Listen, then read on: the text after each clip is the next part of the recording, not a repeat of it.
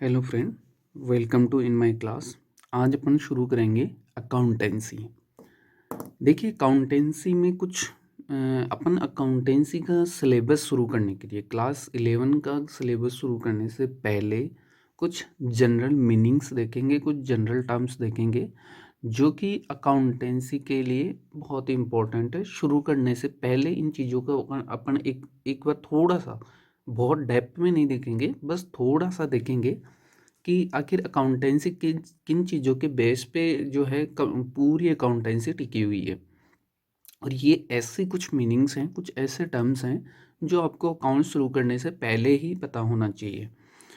और इसमें कुछ कुछ भी नहीं ऐसे नहीं सीखेंगे, सिर्फ वही सीखेंगे जो ऑलरेडी आपको लगभग आता होगा, अगर आपने थोड़ा बहुत भी अकाउंट्स के बारे में कुछ सुना होगा तो अकाउंटेंसी देखो, सबसे पहले ये देखते हैं अकाउंटेंसी कभी भी किसी भी पर्सनल लेचर का जो भी ट्रांजेक्शन्स होता है उसके लिए नहीं होती है। अकाउंटेंसी क्या है, बेसिकली बिजनेस में जो भी लेन देन हो रहे हैं, जो भी ट्रांजेक्शन्स हो रहे हैं, उन सभी को बुक्स ऑफ अकाउंट्स में रिकॉर्ड कर लेते हैं।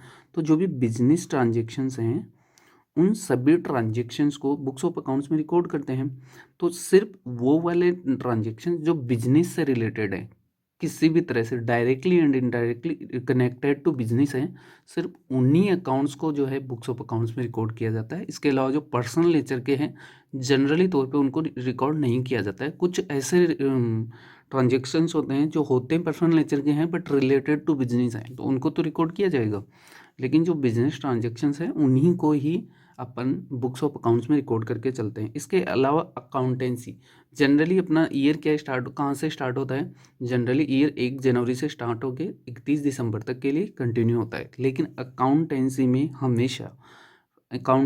हमेशा फाइनेंशियल ईयर के बेस पे की जाती है। एक बिजनेस में, किसी भी कंपनी में, किसी भी ऑर्गेनाइजेशंस में अकाउंट फाइनेंशियल ईयर पे बनाए जाते हैं। एंड फाइनेंशियल ईयर क्या होता है, हमेशा 1 अप्रैल से स्टार्ट होके 31 मार्च तक चलता है। तो जो अकाउंट्स भी आपके बनेंगे वो हमेशा इसी फाइनेंशियल ईयर के बनेंगे, 31 अप्रैल से लेकर 31 मार्च तक। लेकिन मान लो कोई बिजनेस नया नया स्टार्ट हुआ है और उसको अभी 1 अप्रैल के बाद में कोई, ये तो कभी ज़रूरी है नहीं कि बिजनेस हमेशा 1 अप्रैल को ही स्टार्ट होगा, बिजनेस तो कभी भी स्टार्ट किया जा सकता है। तो बिजनेस जब भी स्टार्ट होगा, जैसे 1 अप्रैल को ना स्टार्ट हो के मान लीजिए 1 जनवरी को स्टार्ट हुआ है, तो ऐसा नहीं है कि 1 जनवरी से लेके नेक्स्ट 30 मार्च तक, नहीं, सिर्फ 1 जनवरी से लेके 31 मार्च तक, यानी सिर्फ 3 महीने के अकाउंट्स बनेंगे। तो यानी जो फर्स्ट ईयर होता है, कमेंसमेंट ऑफ बिजनेस का जो फर्स्ट ईयर होता है, उसमें अगर ये पीरियड 12 मंथ से कम है तो 12 मंथ से कम के लिए भी अकाउंट्स बनाए जा सकते हैं। लेकिन हमेशा जो बिजनेस के रिकरिंग अकाउंट्स बनेंगे वो हमेशा 1 अप्रैल से लेकर 31 मार्च तक का जो फाइनेंशियल ईयर होता है उसके बेस पे बनेंगे। अब एक चीज़ देखिए कि बिजनेस में कोई भी ट्रांजेक्शन्स होता है ना, यहाँ पे अकाउंटेंसी में डबल एंट्री सिस्टम है। यानी हमेशा जब भी अपन ट्रांजेक्शन्स को रिकॉर्ड करेंगे ना, एंट्री को रिकॉर्ड करेंगे, तो एक अकाउंट डेबिट हो जाएगा और दूसरा अकाउंट क्रेडिट हो जाएगा। हालांकि इन चीज़ों को अपन आगे जाके बिल्कुल डेप्थ में देखने वाले हैं, लेकिन एक बार इनकी जनरल मीनिंग बता देता हूँ। एक हमेशा डेबिट होगा, दूसरा हमेशा क्रेडिट होगा। जब जो अकाउंट डेबिट होगा और दूसरा अकाउंट जो क्रेडिट होगा, उन दोनों का जो एंट्री होगी उसकी हमेशा मॉनेटरी वैल्यू अपने को पता होनी चाहिए। यानी कभी भी ऐसा नहीं है कि सिर्फ एंट्री डाल दी और उसका अमाउंट नहीं पता हो। जब तक उसका सही सही वैल्यू नहीं डिटरमाइन नहीं होगी तब तक एंट्री नहीं हो सकती।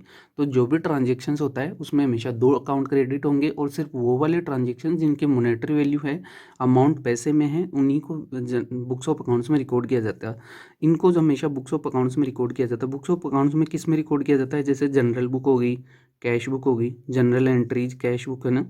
ये बहुत सारी बुक्स हैं जिनके अंदर इनको रिकॉर्ड किया जाता है। जैसे जैसे अपना आगे बढ़ेंगे इनको इन डेप्थ डिवीजन करेंगे और इनको एक एक चीज़ को देखेंगे कि किस बुक्स में कौन कौन सी एंट्री की जाती है, कब कब की एंट्री की जाती है और किस हिसाब से एंट्री की जाती है। ये सारा अपना आगे नेक्स्ट देखने वाले हैं। इसके बाद में जो एक अकाउंटेंसी का प्रोसेस होता है, सबसे पहले बुक्स ऑफ अकाउंट्स में एंट्रीज रिकॉर्ड करेंगे। इसके बाद में ये एंट्रियाँ हैं वो लेजर में पोस्टिंग हो जाती है। लेजर में पोस्टिंग होने के बाद यहाँ पे इनके मल्टीपल इंडिविजुअल अकाउंट्स बनते हैं और इंडिविजुअल अकाउंट्स बनने के बाद में लास्ट में यहाँ पे फाइनल अकाउंट्स बोलते हैं, फाइनल अकाउंट बनते हैं ईयर एंड में। आप इनको फाइनल अकाउंट्स भी बोल सकते हैं, फाइनेंशियल स्टेटमेंट्स भी बोलते हैं इनको, फाइनेंशियल स्टेटमेंट्स। और ये क्या होते हैं, ये हमेशा दो होते हैं, एक तो statement of profit and loss account and balance sheet. Statement of profit account क्या होता है, भाई पूरे साल में जो भी बिजनेस किया है एट द एंड अपने को ये पता होना चाहिए कि बिजनेस ने कितना प्रॉफिट कमाया, कितना लॉस कमाया। तो वो चीज़ जो आती है वो हमेशा statement of profit and loss account से निकल के आते हैं। और जो दूसरी चीज़ आती है वो कि बिजनेस की कितनी वेल्थ है, आज की डेट में कि बिजनेस की कितनी वैल्यू है, कितनी उसके पास एसेट्स पड़ी हुई है, कितनी संपत्ति पड़ी हुई है, वो सारा का सारा जो मैटर होता है वो बैलेंस शीट में होता है। यहाँ से बैलेंस शीट का मतलब होता है जितने उसके एसेट्स है, मतलब बिजनेस की कितनी वैल्यू है, ये चीज़ें अपन यहाँ पे डिटरमाइन कर सकते हैं। तो बेसिकली अपने को अकाउंट्स में क्या चीज़ें पता होनी चाहिए, चीज़ें ये हैं कि बिजनेस के जो भी ट्रांजेक्शन्स होंगे सिर्फ उन्हीं को अपन बुक्स ऑफ अकाउंट्स में रिकॉर्ड करने वाले हैं। और वो वाले ट्रांजेक्शन जो कि फाइनेंशियल ईयर में हुए हैं, हमेशा बिजनेस में जो अकाउंट्स बनेंगे वो फाइनेंशियल ईयर के बेसिस पे बनेंगे, यानी 1 अप्रैल से 31 मार्च तक के बनेंगे, कभी भी जैन टू दिसंबर नहीं बनेंगे। इसके बाद में जो भी एंट्रीज होगी सिर्फ वो वाले ट्रांजेक्शन्स जहाँ पे जो भी ट्रांजेक्शन जिनकी मॉनेटरी वैल्यू यानी अमाउंट पैसे में है अपने को पता है, उन्हीं को रिकॉर्ड किया जाएगा। अगर मान लो कोई चीज़ कैश में ना हो कि काइंड में हुई है, एक चीज़ दे दी दूसरी चीज़ ले ली बिजनेस में, तो सबसे पहले उसकी मॉनेटरी वैल्यू डिसाइड की जाती है। कैसे की जाती है, उसके अकाउंटिंग प्रिंसिपल्स हैं, वो अपन नेक्स्ट देखेंगे। अकाउंटिंग प्रिंसिपल्स के बाद में जो statement of profit and loss account है, जो भी एंट्रीज होगी अकाउंटिंग प्रिंसिपल्स के बाद में, जो भी एंट्रीज होती हैं उनको बुक्स ऑफ अकाउंट्स में रिकॉर्ड किया जाता है। बुक्स ऑफ अकाउंट्स में रिकॉर्ड करने के बाद में लेजर में पोस्टिंग कर दी जाएगी। जब लेजर में पोस्टिंग हो जाएगी इसके बाद में फाइनल अकाउंट्स बन जाएंगे। फाइनल अकाउंट्स को फाइनेंशियल स्टेटमेंट्स भी बोल सकते हैं। जनरली अकाउंट्स के में अपन इसको फाइनेंशियल स्टेटमेंट बोल के चलेंगे। और फाइनेंशियल स्टेटमेंट में क्या होता है, एक statement of profit and loss account होता है जो अपने पूरे ईयर एंड में ये शो करेगा कि जो बिजनेस चल रहा है, जो भी बिजनेस अपने किया है साल भर, उसमें कितना अपने को प्रॉफिट हुआ है, कितना लॉस हुआ है। और एक बैलेंस शीट होगी जो ये शो करती है कि आज की डेट में बिजनेस की क्या वैल्यू है, क्या हेल्थ है, यानी बिजनेस की वेल्थ कितनी है, टोटल वैल्यू कितनी, कितनी संपत्ति बिजनेस के पास पड़ी हुई है।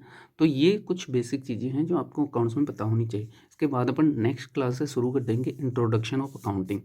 एक एक चीज़ बिल्कुल ध्यान से देखेंगे, अकाउंटेंसी जब very simple subject, very interesting subject, जब भी आप पढ़ेंगे ना बहुत इंटरेस्ट आने वाला है इसमें। सच सच में बहुत इंटरेस्टिंग सब्जेक्ट है, कहीं पे भी बिल्कुल भी टफ नहीं है, बहुत आसान सब्जेक्ट है अकाउंटेंसी। तो आप बिल्कुल बस ध्यान से ये, इसमें थोड़ा सा इतना है कि थोड़ा सा जब भी लेक्चर चल रहा हो बिल्कुल ध्यान से देखिए, आराम से अकाउंटेंसी हो जाएगी, कहीं पे भी कोई भी दिक्कत नहीं होने वाली। Thank you so much.